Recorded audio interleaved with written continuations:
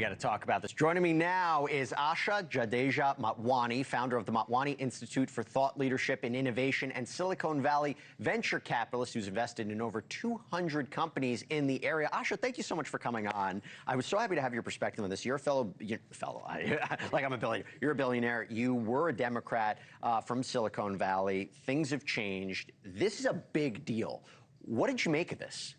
Well, the move, Lynsi's move out of California is, first of all, there are two parts to it. One is that a lot of the In-N-Out burger joints are going to stay in California, but Lynsi and the family and the headquarters are moving out, which I'm not surprised, because what's happening is there is a lot of pressure on small and medium businesses, especially in low tech, on too much regulation of the progressive policies, too much of opacity. There is a lack of transparency on how these regulations work, and pressures on the small and medium businesses. So I'm not surprised that she's leaving. I think I just hope more of this doesn't happen in California. Otherwise, we are going to have, people are going to suffer at a lower level. I was hoping for In-N-Out burgers here in New York City, but we'll talk about that because what's happening here. But, what would be your message to Governor Gavin Newsom?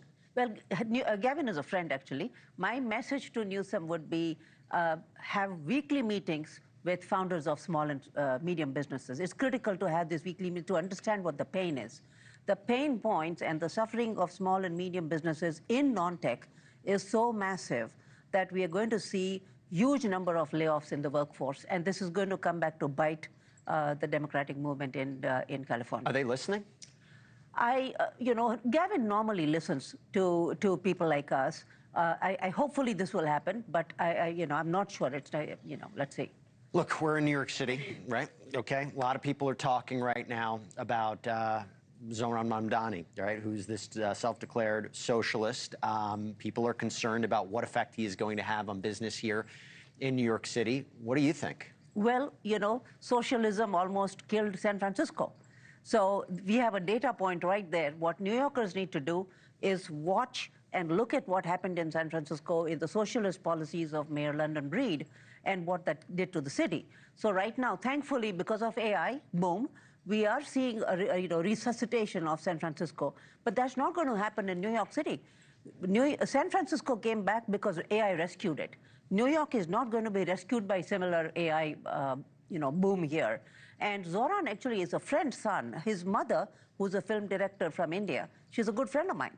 And despite all that, and I think he's a fine young gentleman, I think the way he wants to get to the same pain point that all of us are trying to address, which is better cost of living in New York, he's trying to approach it through progressive radical means, through socialist means. That will kill not only real estate, but other aspects of banking and other stuff. Do you have an opportunity to talk to him about your concerns? I do, and I'm planning to.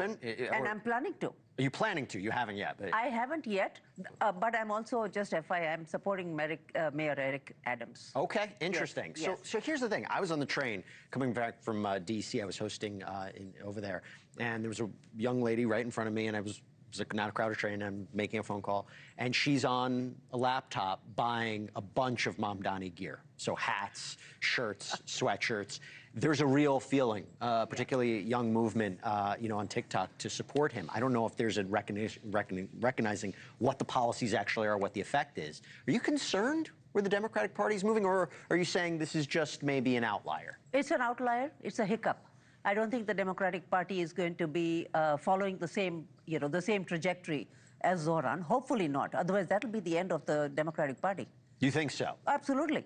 Well, with Hakeem Jeffries not endorsing him, do you think it's going to be, if he's really this popular, right, does the Democratic Party have to say, we got to take a listen, or do they, push him to the side and say, this is going to hurt our party overall? I think Democratic Party has to play a very tricky game. They're going to be walking on a very thin line, trying to figure out how to deal with this new scenario where there seems to be popularity of this, crazy left-wing policies, but on the other hand, not straying away from the mainstream. Thank you for watching. Subscribe below and download our NewsNation app right now on your phone, and you will get fact-based, unbiased news for all Americans.